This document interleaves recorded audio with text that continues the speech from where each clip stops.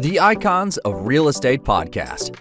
Are you ready to learn the proven money-making secrets from top-producing Icon agents? Ready to skyrocket your business? This podcast is for you. Tune in every week with your host, Tomasz Fonseca, and find out how to implement proven strategies to 10 times your business, from $3 million to $30 million in just 12 months. Brought to you by the Masters in Real Estate Marketing, Arter SEO. Welcome to the #1 Real Estate Podcast Network and the Icons of Real Estate Podcast. I'm your host, Kat Timson. My guest today is Nicole Perrone. She is a senior VP at Cross Country Mortgage and a host of the $1 Billion Banker podcast. She's also the host of Dream TV, which is all about real estate. And it includes being an entrepreneur and the fact that she's a real estate investor. Nicole, thank you so much for coming to the show. Welcome. Kat, thank you so much for having me. I absolutely love your show, and I'm excited to be here today. Thank you very much. Always good to have guests who enjoy the process. So I would love to know how you got into the area of real estate sales and mortgage. Yeah, amazing. And so I didn't, just like many of us, I wasn't a little kid that was like, when someone's like, what do you want to do, little one? I want to be a mortgage banker. Yeah, right. Everyone is say that. Yeah, right. Somebody's going to say that one day though, I hope. But I hope. Long story short, graduated college in 2007. There were no jobs at the time. And I answered an ad in the newspaper that said, go make $100,000 a year, come to this sales training. And I thought it was like an amazing opportunity. I jumped right on it and naively walked into it at 21 years old. I had no idea what it was. And it was, at the end, I got an offer for a job at a car dealership. And that's where I got my crash course in like what not to do in sales. So interestingly enough, I spent about 1.5 years in the car business, almost 2 years. And I was an internet sales manager there. It was really cool. I was responsible for all the lead generation, all the people that were like calling in online. And I was basically giving cars away for free. It was a lot of fun. I would discount it right away and give it to somebody. And then the market crashed even more. And unfortunately, I lost my job. And I put my resume with a headhunter at the time. And I met this guy named James Finch, who ran the Mortgage Concierge Group. He picked up my resume. He said, I want to talk to her. And just by complete luck and chance, after our interview, I decided to jump into the mortgage industry. So I started as a mortgage broker with the Mortgage Concierge Group. And then a couple short years later, went over to Wells Fargo, spent 13 years of my career at Wells Fargo. And now, as you know, I'm Senior Vice President of Production here at Cross Country Mortgage. I've ascended into leadership early on in my career, really resonated with me. Love helping clients, love training loan officers. And I absolutely love this business that found me by mistake. Yeah, I feel like a lot of us just sort of fall into it, which is cool. And because you do, and because you fall in love with it in a way that you didn't expect to, so many things are new and different and interesting. And I love the fact that you are not just doing your mortgage work. I mean, that is amazing. And I'm sure your clients are very appreciative, but you also have branched into more of the communication side, the marketing side of real estate. Can you tell us some more about that? Yeah. I think, I say to my loan officers all the time, and any loan officer out there that's listening, realtor, anything we do, anything you're doing for a living today, you have to be a marketing company first. You have to have a digital media presence. You have to have a marketing strategy and a plan. You have to have a way for people to hear your message, to know who you are. And so in this world, we are so fortunate to have this online platform that we do to do these fun things. And instead of this being a lunch, Cat, this is a podcast. Thousands of people will hear this, and I think we're so fortunate to have that opportunity. So I spent 13 years of my career at an institution where, a great place, but unfortunately, I wasn't able to really progressively market. And I think in this environment, whether you're a plumber or an electrician, or you own a restaurant, or even you're a doctor, everyone needs to have this presence and build this community. So I think building your brand in 2024 has just never been more important than it is today. So we've dove right into it full, head first. The podcast is taking off. It's doing amazing. The $1 Billion Banker podcast. And the hosting of American Dream TV has been a lot of fun as well. And we're on national platforms, on all these streaming channels. And so it's been exciting, and, it's resonating with people the goal is that, we empower people through the message. They can learn from us, and we can spread the love with the people that we have on. And, you can be a part of my community. I could be a part of your community, and everybody wins. It's a great scenario on this digital world nowadays. Yeah, and the great thing about it is when you're communicating with people in this kind of relationship, it's so different than just having a cup of coffee and certainly a cold call. You get to know who the person is, and of course, we know in sales that it's the people you know, like, and trust that you actually want to work with. So I think that's one of the best things about this. But I would love to hear a little bit more about your podcast because I'd love to promote it and to find out like Thanks. what your thinking is around what's going on in the mortgage industry right now for people who may be listening or other agents who are either entering or sort of thinking maybe they have to exit because there's so Oh, much yeah. going on. There is a lot going on in our business, and this has probably been one of the most difficult cycles that there is. And I think, a lot of people had to make the decision this year to double down and do things like this, or to take a step back. And I think the name of the game is diversifying today. I think a long time ago, it was just, you did one thing and that was all you did. And if you did too many things, you didn't know what you were doing. But if you see some of the most successful people in the world own multiple businesses, right? They're running multiple businesses. They're betting on themselves. They're investing in themselves. They're marketing. And so you just kind of got to take some cues from what people are doing today, and decide what works best for you in your life.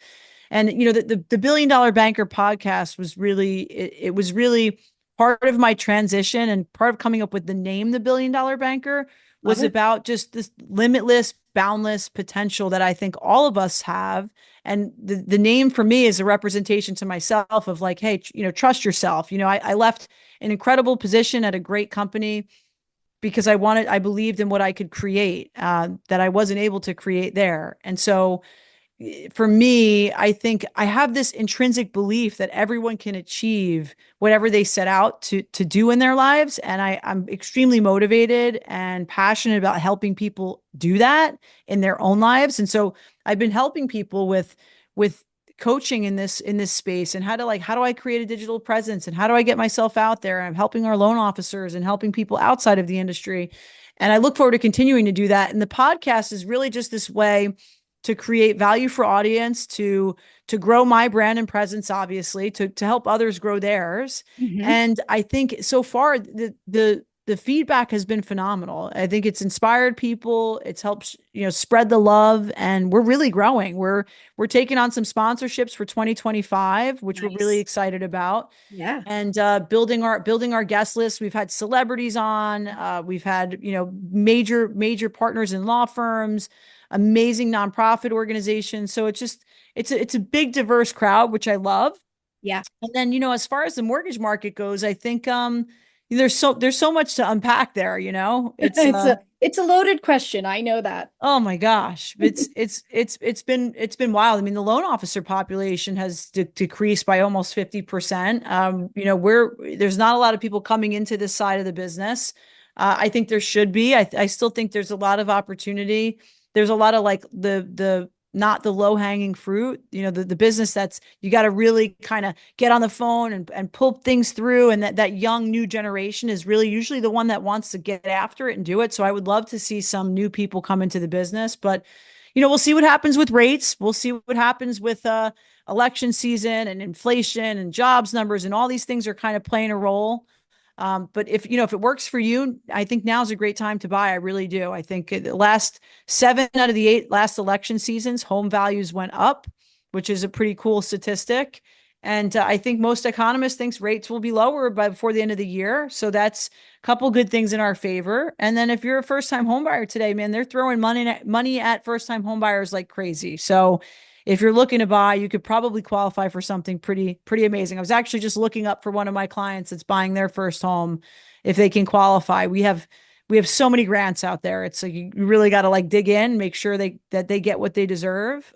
So I think it's a great time. I think it's a tough transition, but I think we're going to make it through strong. That's great. I love working with first-time home buyers. It's like being their auntie, right? Yeah. I've had so many houses, and being able to say to them, hey, did you think about this? Or did you look that? Yeah. I know, receiving. isn't it? It really is. They're, after being in the city and working with kind of like this really affluent clientele, and some of them were first time home buyers, but it was like just nice. Sometimes you get that, like, they don't really know what they're doing. And I always do a Zoom call with my clients before we get Yeah. started. It's like a new practice. If they can get on the phone with me and we can see each other, I think it goes such a long way. Like when it's a new process, it's just nice to see the person that's going to help you. And, they're the best clients. They really are. Yeah, because they really want something. They want the end to be positive. Yeah, they do. That's very exciting. I know, I think about how people really are communicating outside of their exact community. And I would love to know, like, what kind of guests on your podcast do you find are the most helpful to your audience? That's interesting. I think that everybody takes away a little something different when they watch. Some videos get a tremendous amount of views, and other ones they don't. And it's I don't know what the rhyme or reason is sometimes. I could tell you, like, from my perspective, I learned something from everybody that comes on the show. I'm sure you could say the same, right? That it's like you really learn some things, like you'll see are kind of like trends. Like, oh wow, this is something that's I'm hearing repeatedly. So it applies across the board to so many different people. But I think the stories about failure and adversity are the ones that really hit home the most for people and catch their attention. I had one gentleman on my show the other day, very tragic life story that he turned into triumph. His his uh his father ended up killing his mother Mm. in front of him Oh, at 10 years old. Yeah. And so that day he lost both of his parents pretty much. And the mhm. story just gets even more challenging as time progresses after this tragic event. But his whole message was like what he did with what he turned his life into. He's so incredibly successful. He owns multiple real estate offices. He had an A&E hit show called 24 Hour Flip. He's very open about his story. He runs an amazing networking organization for real estate investors. He's a trainer. He's a coach. I mean, it's just what he's created is phenomenal. And his whole message was to never be a victim. Don't be a victim. Of to still go out there and create the life that you want, and to forgive, and Big so one. just, It's a big I mean, one. like, when you hear those stories, right, Kat? I'm sure you learned so much from your guests too. It's you just wish you could somehow get the message out to as many people as you can, and I think sometimes that's the hardest part. Yeah, I appreciate that. Yeah, Nicole, I think of teachers like that. I think a lot of teachers feel like they learn more from their students Mhm. sometimes, right? Because you get to hear the stories behind.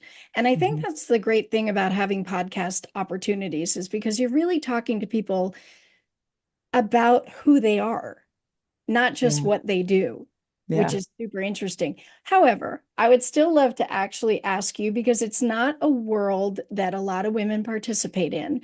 I know you're also an entrepreneur and a real estate investor.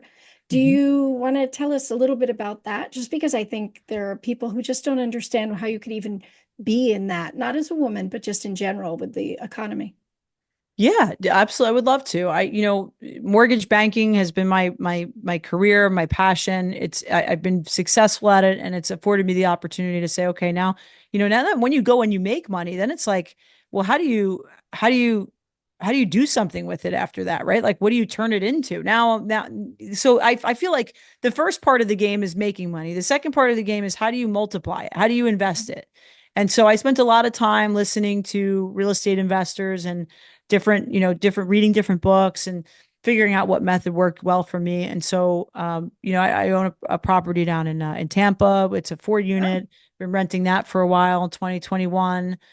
Purchased that at a great time. Was able to raise the rents. I have a property over here in Asbury Park, and constantly looking at opportunities for buying and flipping. And so, I think real estate is an amazing way to create wealth, and it requires a lot of discipline. It requires your desire to invest. And if you have that ability to sacrifice a little bit today, because I probably could have had a lot of fun with that money if I didn't buy real estate.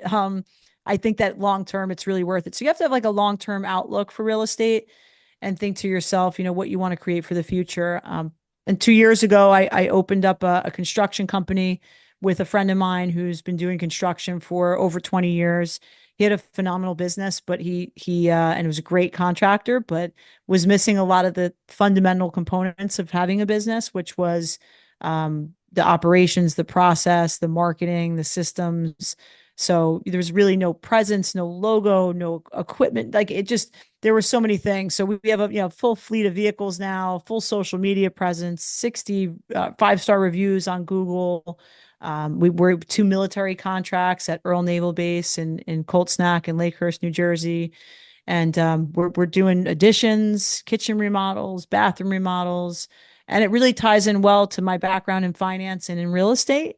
Yeah. And we absolutely love it. My father was a construction worker. My mother was a realtor. So I feel like I've got the best blend of all worlds here. Oh yeah, you're absolutely royalty. I'm like subliminally became exactly what they are. It's crazy. Combined.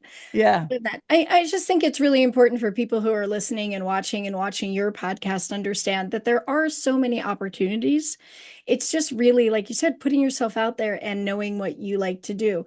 So I want to go back to the mortgage side, if you don't mind, because I think that a lot of people don't really understand what it is that mortgage people do.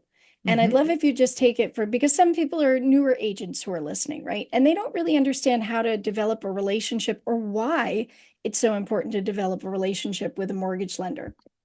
Yeah, well, that's a great question. I always used to tell realtors like 1 out of every 4 changes in the mortgage business will directly impact their business in some way, shape, or form. So, having a $22,000 first-time home buyer first generation down payment assistance will influence a realtor's business, right? Because it helps more people buy homes. Or conversely, when the market contracts and there's not a lot of product and there's nothing, that can impact their business too when rates go up. So these businesses are tied into each other. So on the mortgage side of the business, I mean, basically, when we meet with customers, we're taking down all of their income and asset information, running their credit, and figuring out what they qualify for to purchase. We have so many different products, right? There's conventional FHA and VA loans, and then there's jumbo loans and non-QM loans. And non-QM loans is something that it's like the whole alternative doc world, right? It's for realtors, we could qualify you just off your 1099 and not your deductions, which could be massive.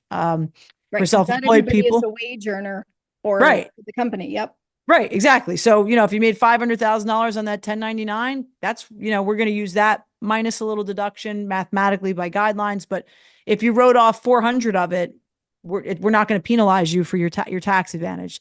Self-employed people, we can do 1-year P&L loans, 12-month bank statement loans. So if you don't know that as a realtor, let's say you have a client, I just have a client that was referred to me this week by an introduction through a podcast guest. And that client was declined, unfortunately, by a big lender. It's $2.5 million purchase. And they're putting $1 million down. And, I'm sure that realtor who would not want this deal to fall apart, right? This client needs mortgage financing. Yep. And so they referred them to me and said, like, look, they have all these alternative documentation programs. Why don't you talk to them? And so we're going to be able to do something for this client that the other lender couldn't do. So making sure that your client goes somewhere where all of their options are available is really important. That was why I left the bank side of the business, because we really only had a couple products for clients. And so if I didn't have the product, I just had to tell them we don't have it. Here, we do it all. We do reverse mortgages, renovation loans, home equity lines, bridge loans.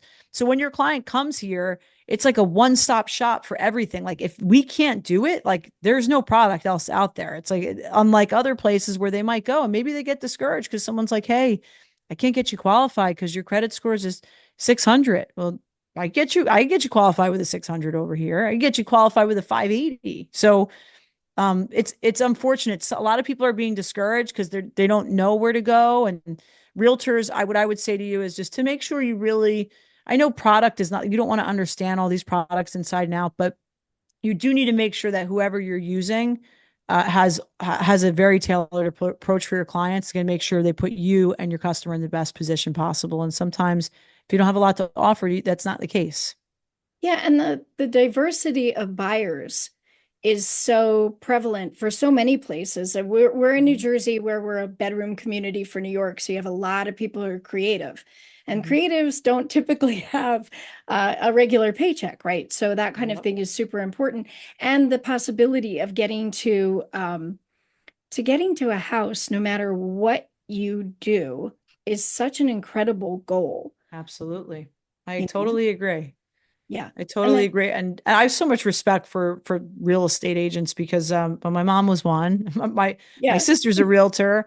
I know how challenging it is. I know that the day that you guys start working with someone, it could take 6 months before you find them a home. You work for free that entire time. I know that a lot of the changes in this industry are causing strife and the challenges around just all these things that you can't control as a realtor, right? You can't control the fact that nobody's selling their home or that rates are high. And so I just have a ton of respect. And so, whenever I'm working with a realtor, my goal is like, I just really want to be their partner. I want to help them win this offer, get this deal to closing, make sure the client is completely satisfied and gets amazing service along the way. And so if I can do those things, my team is a big part of it. But I just like I mean, that's like the least we could do to help an agent at the end of the day. They've worked so hard already. So Well, it's a right great back at partnership. you. You guys you also Yeah. have an uphill battle too, right? There's no Yeah. guarantee that you guys will be in a closing either. So we really appreciate it. And I think that the best situations are where the clients feel like they have a team, no matter what Hmm. aspect of the transaction it's going to be, whether it's the money transaction or Hmm. the actual property transaction, the title transaction. So thank you for that, because I think it's really Oh, of important for course. agents to understand agent to agent, but also agent to other providers and how valuable they are. So, Yeah. And by the way, if you're a buyer out there, you should be using an agent. You should be paying them commission. There's no doubt about it. They work their butts off. And there are so many things that they do in the transaction. It would be a 2-page, 3-page list if you went through it all. As someone that knows mortgages, right? And has real estate, I still would always use a realtor. There's no way I wouldn't. oh, thank you for saying that. We appreciate it. We really do.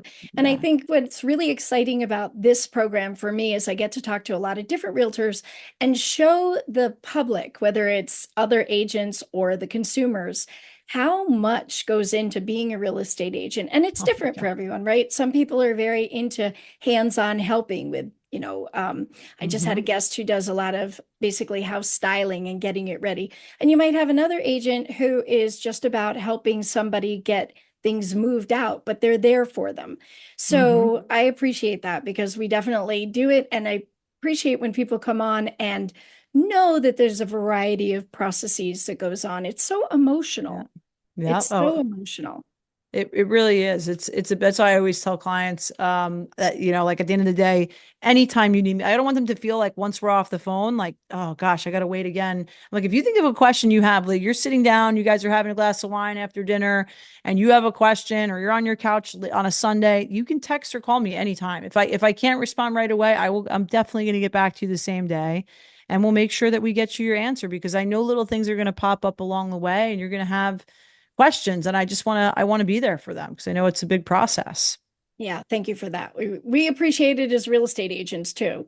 So Oh, I I don't want to say you've been in the business for a very long time, like you're so old, because you're not. But you know what, you're seasoned and you've seen a lot. What do you think is the biggest difference from when you started in mortgages to now? that's a great question. I think the biggest difference is probably just the utilization of technology and how Mhm. quick that's changing. I would say that's the biggest differentiator. I there's loan officers that have been doing this for a really long time, and I think that if they're not leveraging tech the right way, it you could be working for technology versus having it work for you. I think a long time ago, guidelines were a lot easier too. It was like you just kind of knew them like the back of your hand. Now it's a lot more complex, and I think I've seen people that have been in the business for 5 years that know more than someone that's been in the business for 20 because they're just guideline gurus. They really study their products. So, but I think the biggest change is probably technology. I think a lot of people don't know how, I mean, there's still loan officers, unfortunately, they don't really know how to email, they don't have their email database set up, or they're not on social media. So I think it's one of those forums. Like there's always something in business, right? Like when the Sure. laptop came out, I mean, that was like in Innovation. the late 90s, I Hmm. mean, that was a hard transition. And Right. so I think tech is a big thing for people. The adaptation, I remember, of the online mortgage application. We had some people that would work for me that were like, I'm not using an online application. Like I'm going to take every application over the phone. I'm going to spend 45 minutes 5 times a day with my clients, and like the client can do it at their own time, their convenience of like at 10 o'clock at night or on a weekend or whenever. Give them the option to do it. Like migrate towards that. So I think there was a lot of resistance to when things evolve. There's so much resistance. It takes a while to push through, but I think the quicker you embrace change, whatever it is, the more successful you're going to be. So that's what I see of loan officers in general is like we got to embrace it quick and we got to get after it. Thank you for that, because I think that's such an important aspect of being in sales. You've got to be flexible, you got to be Yeah, reasonable, and you have to yeah. be ready to learn something new almost every day. Whether it's from your clients, your other providers, your amazing mortgage people, there's something to be learned. I want to just go back to the variety of things you're doing, and I appreciate that there are niches that you've absolutely been filling, which is incredible. And when you think about all that you're doing, what's your favorite part of it that's actually bringing you business? My favorite part of it that's bringing business. I think overall when your mission is about others and not yourself, I think that just helps you win. So whenever whether it's a speaking engagement or a podcast episode or just a call with a client or a meeting with a loan officer, it's just about helping someone else. And I think ultimately wanting them to know what I'm here for, how I can help them, but with keeping that in mind first and foremost. Even with loan officers, a big part of what I do here is recruit and manage. And that's the predominant part of what I love to do. We have an amazing group of leaders here. We have an amazing system. Nothing gets done alone, right? And I think anything great can't be done by yourself. Like that's the biggest lesson I've learned through my career is that the more you're willing to share and you don't want everything to be yours and you can help, you can create so much. You can go so much further together than apart. And so we have a great group here, and I have such a passion for just helping people achieve whatever it is that they want to accomplish in their life and making sure that they have the best possible place that they can start from to get there. And so in every facet of what I do, no matter what that is, that's my baseline. And I feel like all of the things I'm doing can help people do that. So whether it's coaching, training, whether it's the construction world, whether it's being a loan officer, helping a client, it's all like the same process really of really wanting to help someone Yeah. take them to that finish line. It's so selfless. Thank you for that. Yeah, thanks. Really great. I love that. I know we had talked a little earlier and you mentioned it. You said you were doing a little bit of public speaking, which I know, of course, a podcast is public speaking, but it's different when you have an audience. Want to tell us what you're doing? Yeah, yes, I just had the honor of being a keynote speaker at the fourth annual Women's Conference for the Jersey Shore Chamber, Excellent. and it was a phenomenal experience. I had some great feedback from the guests that day that it was an inspirational speech, and I'm looking to continue to do more. We have some very warm reception. I have some opportunities to speak in some different organizations, so we're going to keep expanding there.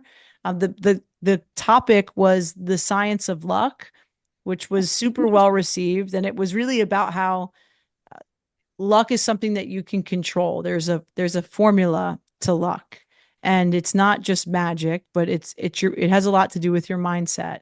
Mm, And the formula involves you to, number one, prepare, do the groundwork, gain the skills, get the knowledge. yeah. Number two, go out there with the right mindset and look for opportunity, right? Put yourself in those places where opportunity can happen. And then number three is to take bold action. So if you do those three things over and over, because sometimes that you could do those three things and it results in failure, Mm. but you do them over and over, the more successful you will be. And so we cited this doctor, Dr. Richard Wiseman, who conducted a 10-year groundbreaking study on the science of luck. And what he found was that lucky people tend to be more open-minded and have bigger social networks. And so the more people you know, the more conversations you have, the more doors will open in your life. And so we use all these great examples to try to inspire the audience to know that if you apply this formula, you can create the things you want in your life and just increase the propensity of being more lucky. This is a TED Talk or a TEDx talk at least waiting to Oh, happen. I'm so that excited. would be cool. Yeah, well, you got to train me on that because I know you're doing some speaking engagements yourself. I am. I love it. But I think that the important thing about when you are a speaker, and I really appreciate you mentioning this, is that you are, even though it's one way, as opposed to this, which is great because it's a conversation, but Mm-hmm. as a speaker, you're still having a conversation with your audience. You are speaking to them, but if you're not speaking with them or for them, Mm. right? That just Yeah, doesn't help anyone. And I yeah. have a great coach who always says, use the acronym of HOPE, help one person every day. And Oh, it's I really love that. nice. It's Yeah, a really I nice thing to absolutely do. love that. I just had a guy on my podcast that today, and he's a coach, a love relationship coach, life coach. Mm, Very interesting approach, but he had on his website like if I can help 10,000 people, then I can impact ultimately 2 million people because it's how generational it is, right? There's like it could go 5 generations from that point forward. And so yeah. I thought about that. I was like, wow, that's really true. I never thought about that. It's like concentric circles, right? Yeah. If you're Yeah. kind to somebody and then they feel good, or how it's the famous if you smile at somebody and then they're like, oh, I feel so good. And then they smile and then they smile at Yeah. two people and etc. I love that. So I am so grateful that you're here. This has been amazing. How do people get in touch with you? I know you've got the show, but you've got a couple Mhm. of things that are going on. So if people want different information about you, where's the best way to get that? Yeah, I'd say for now it's just on all the social platforms. It's at Billion Dollar Banker, and that's where you'd start. You can reach out to me at any time if you have mortgage needs, if you're looking to make a change in your career and move from your organization and switch gears and come somewhere that you really feel like you can excel. We're always looking for great people. And I'm just here to help anyone that's out there. So if there's something that I can do to help you, something that you feel inspired by today, I'm always here. So feel free to reach out, phone, email, text. I am, and we'll link up. I appreciate that because you're so clearly looking to partner with people. And I think when we do that Yes, for each other, it makes a complete difference in how we have relationships. So so thank you true. so much for this. Well, this has been another great episode of the Icons Real Estate Podcast. I'd like to thank my guest, Nicole Perrone. Thank you Thank so you. much, Nicole, for being here. And if you enjoyed this episode, please like and share it with your friends, family, and colleagues. From our studio to your success, I'm Kat Timson. Thanks for being with us. Thanks for having me, Kat. That was amazing.